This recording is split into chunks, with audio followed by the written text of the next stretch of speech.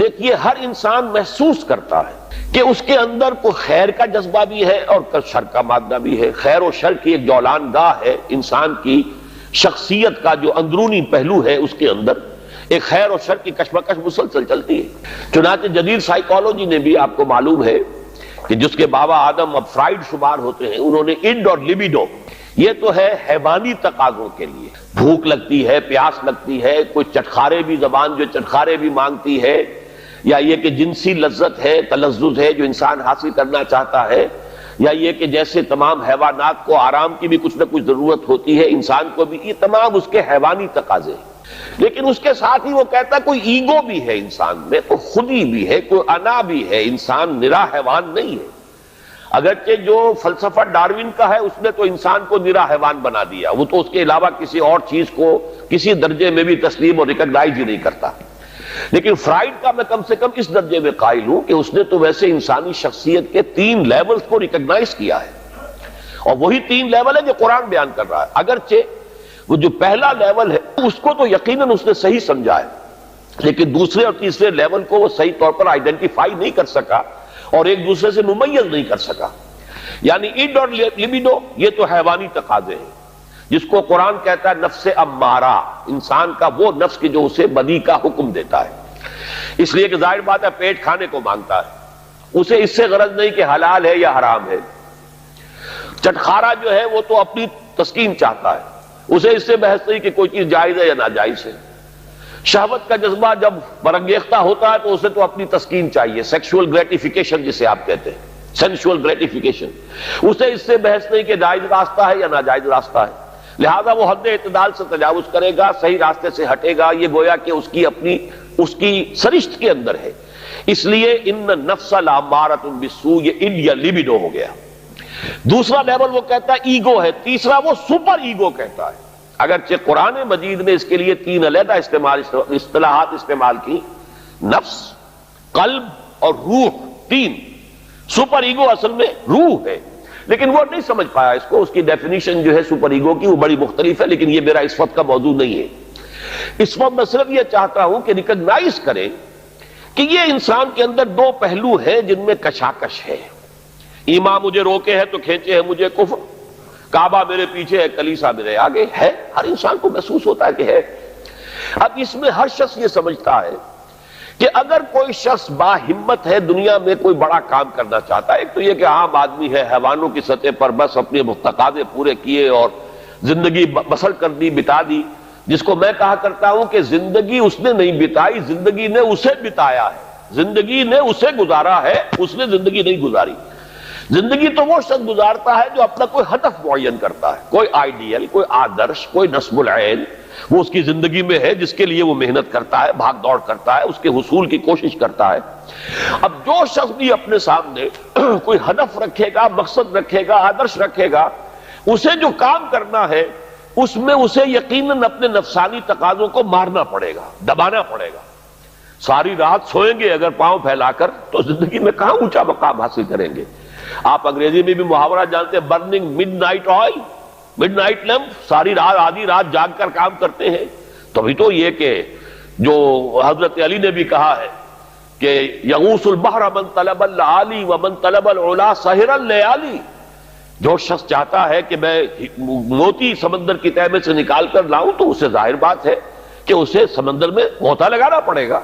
اسی طریقے سے جو زندگی میں اونچا مقام چاہتا ہے اسے راتوں کو جاگنا پڑے گا. ومن طلب العلا سہر اللیالی ومن طلب العلا من غیر قد اضاع العمر فی طلب المحال. بغیر محنت اور کوشش کے اگر کوئی شخص چاہتا ہے کہ کوئی اونچا مقام حاصل ہو جائے تو وشفل تھنکنگ میں وہ اپنی زندگی ضائع کر بیٹھتا ہے، کوئی اونچا مقام حاصل نہیں کر سکتا. گویا کہ کوئی بھی صاحب ہمت آدمی دنیا میں کوئی کام نہیں کر سکتا جب تک کہ اپنے حیوانی تقاضوں کو ذرا دبائے نہ، قابو میں نہ رکھے، اپنے کنٹرول میں نہ رکھے. اس کے لیے لفظ ہے سیلف کنٹرول، ضبط نفس. یعنی ہمارے اندر جو ہماری خودی ہے، مانوی شخصیت ہے، میں اس وقت ایگو اور سپر ایگو ان دونوں کو جمع کر کے لفظ استعمال کر رہا ہوں. انا، یہ جو ہماری انا ہے، میں، یہ میں جو ہے یقیناً میرے اس حیوانی وجود سے علیحدہ شے ہے. جب میں کہتا ہوں میرا جسم، تو وہ میں کون ہے جس کا کہ یہ جسم ہے؟ وہ میں کوئی علیحدہ شے ہے نا اس سے. میری آنکھ، میرے کان، میرا سر، میرے پاؤں، میرا ہاتھ، میری ٹانگیں، یہ سب کچھ تو میرا جسم، میرا وجود. میں کون ہے؟ وہ انا ہے، وہ خودی ہے، وہ ایگو ہے، وہ سیلف ہے. تو یہ جو خودی ہے، یہ جو سیلف ہے، یہ جو انا ہے، یہ جو ایگو ہے، یہ اگر اتنا قوی نہیں ہے کہ وہ اپنے حیوانی تقاضوں کو کنٹرول میں رکھ سکے تو پھر زندگی میں کوئی بڑا کام وہ نہیں کر سکتا. پھر زندگی اسے گزار جائے گی، وہ زندگی بسر نہیں کرے گا. تو گویا کہ ضبط نفس ہر صاحب ہمت اور کسی بھی صاحب مقصد انسان کے لیے لازم ہے کہ وہ اپنے نفس کو کنٹرول کرے. اب ظاہر ہے اس کے لیے یہی کرنا پڑے گا تاکہ ہم اپنے آپ کو خوگر بنائیں، بھوک کا، پیاس کا، سختیوں کا، رات کو جاگنے کا، مشقتیں جھیلنے کا خوگر بنائیں. تو روزہ گویا کہ بالکل واضح طور پر سامنے بات آ گئی، اور یہ سب سے اونچا لیول سمجھ لیجئے جس کو ہم کہیں گے رائٹنگ آن دی وال. جیسے پانی زمین پر ہمیں بہتا ہوا دریا کا نظر آ رہا ہے، سرفیس واٹر، یہ گویا کہ اس کے مطابق سیلف کنٹرول، ضبط نفس کی ایک مشق ہے روزہ. بھوکا رہنا، پیاسا رہنا، تاکہ ہماری خودی، ہماری انا، ہمارا سیلف، ہماری ایگو، وہ ہمارے اڈ اور لیبیڈو پر، حیوانی تقاضوں پر، ان کے اوپر پوری طرح قابو یافتہ ہو. اب اس کی مثال یوں سمجھیے کہ جیسے گھوڑا اور اس پر سوار. یہ ہماری خودی یا انا یا سیلف جو ہے یہ سوار ہے، اور ہمارا یہ جسم گھوڑا ہے. اب اگر گھوڑا جو ہے سرکش ہے اور منہ زور ہے اور سوار کے قابو میں نہیں ہے، تو اس کا مطلب تو یہ ہے کہ سوار کی زندگی اس کے رحم و کرم پر ہے، جہاں چاہے گا پٹک دے گا، جدھر چاہے گا نکل جائے گا.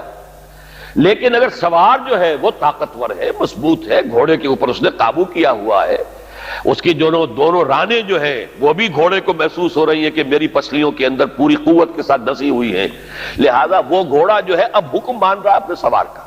تو اب یہ کہ انسان جو ہے اس سواری کے ذریعے سے اپنا جو بھی مقصد ہے، جو منزل ہے، وہاں تک پہنچ جائے گا. تو ہماری انا یا خودی یا سیلف، یہ ایگو، یہ ہمارا وہ سوار ہے جو ہمارے اس حیوانی وجود کے گھوڑے پر، مرکب پر سوار ہے. اگر تو یہ خودی مضبوط ہے، توانا ہے، طاقتور ہے، کنٹرول میں ہے، تو یہ جو جسم ہے، یہ حیوان جو ہے، یہ گویا کہ اب اس کے تابع ہو گیا اور وہ اپنے مقصدی زندگی کے حصول کے لیے اس کو استعمال کرے گا.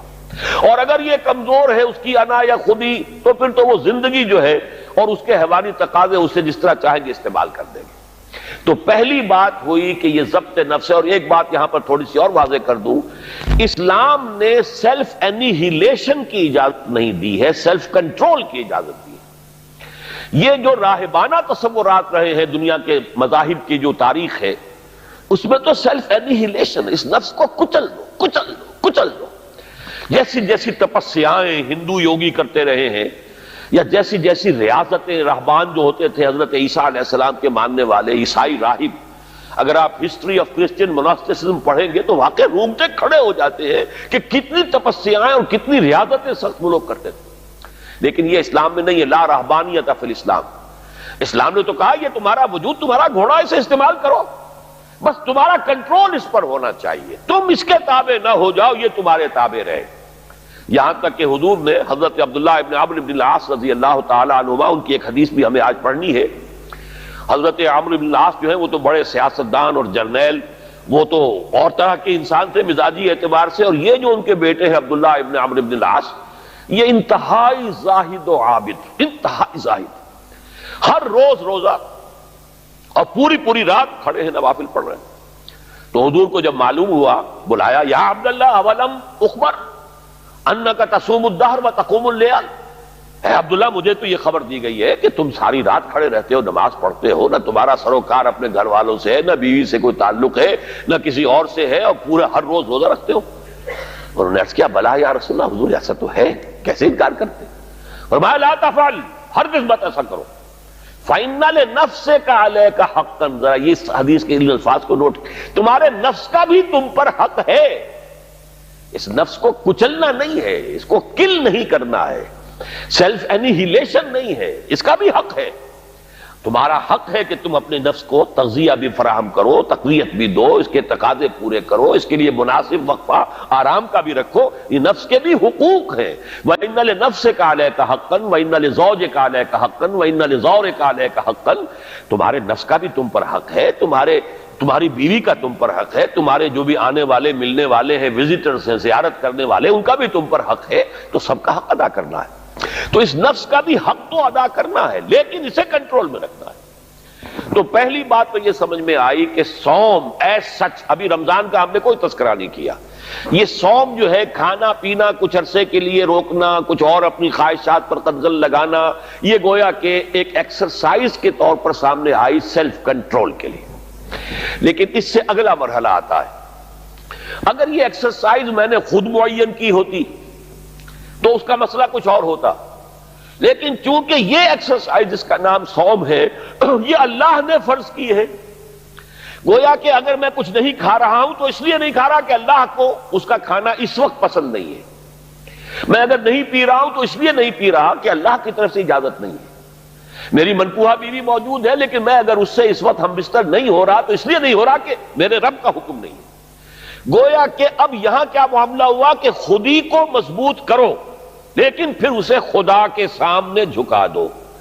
یہ جب انسان کی خودی مضبوط ہو، پہلا مرحلہ تو یہ ہے. اگر آپ کی خودی مضبوط نہیں ہے اور ایاک نعبد و ایاک نستعین، اندر سے نفس کہہ رہا ہے کہتے رہو تم ایاک نعبد و ایاک نستعین، میں تو نہیں مانتا حکم. تم جھک بھی گئے ہو رکوع میں، تمہارا جسم تو جھکا ہے، تمہاری مانوی شخصیت تو اکڑی ہوئی کھڑی ہے، وہ جھکنے کو تیار ہی نہیں. وہ جو کہتے ہیں مولانا روم کہ نفس ما ہم کم طرف فرعون نیست لیکن اورا ایرا نیست، میرا نفس بھی فرعون سے کوئی کم تو نہیں ہے. فرعون نے کہا تھا الیس لی ملک مصر، کیا مصر کی بادشاہی میری نہیں ہے؟ وہذہ الانہار تجری من تحتی، اور یہ سارا اریگیشن سسٹم میرے کنٹرول میں، جس کو چاہوں پانی دوں، جس کو چاہوں روک دوں. اسی طرح میرا جسم کہتا ہے، میرے اندر کا نفس کہتا ہے یہ میرا وجود ہے، اس میں میرا حکم چلے گا، میں نہیں جانتا کیا حلال کیا حرام، کون خدا کیا اس کے احکام. تو یہ جو نفس کہتا ہے نفس ما ہم کم طرز فرعون نیست لیکن اورا ایرا نیست، چونکہ فرعون کے پاس لاؤ لشکر بھی تھا، اس نے ڈنکے کی چوٹ بھی کہہ دیا انا ربکم الاعلی. میرے پاس لاؤ لشکر نہیں ہے، میں کہہ تو کچھ نہیں سکتا، لیکن میرا نفس اندر سے یہی کہتا ہے کہ یہ میری اقلیم ہے، یہ میری سلطنت ہے، اس پہ میری مرضی چلے گی. اس حوالے سے جب تک کہ انسان کی خودی جو ہے قابو یافتہ نہیں ہے اپنے وجود پر، اس وقت تک اس کا یہ کہنا ایاک نعبد و ایاک نستعین بے معنی ہے، اس کا کوئی مفہوم ہی نہیں. میں اس کی مثال یہ دیا کرتا ہوں کہ فرض کیجئے شہنشاہ اکبر کا دور ہے یا شاہجہاں کا یا جہانگیر کا، اور کوئی ہندو راجا کہیں کا تھا، اس سے پہلے باغی تھا، اب وہ حاضر ہوا ہے سر اطاعت خم کرنے کے لیے. تو اس کا یہ فعل اسی وقت بامانی ہے جب اس کی اپنی حکومت اس ریاست میں قائم ہے. اگر معلوم ہو کہ وہ تو وہاں بغاوت ہو چکی، وہاں تو کسی اور کی حکومت ہے، اب یہ آیا ہے اطاعت قبول کرنے کے لیے، تو اس کا آنا بے معنی ہے. بالکل یہی ہے ہمارا، جب میرا اپنے وجود پر کنٹرول ہی نہیں تو میں کس شے کو اللہ کے سامنے پیش کر رہا ہوں.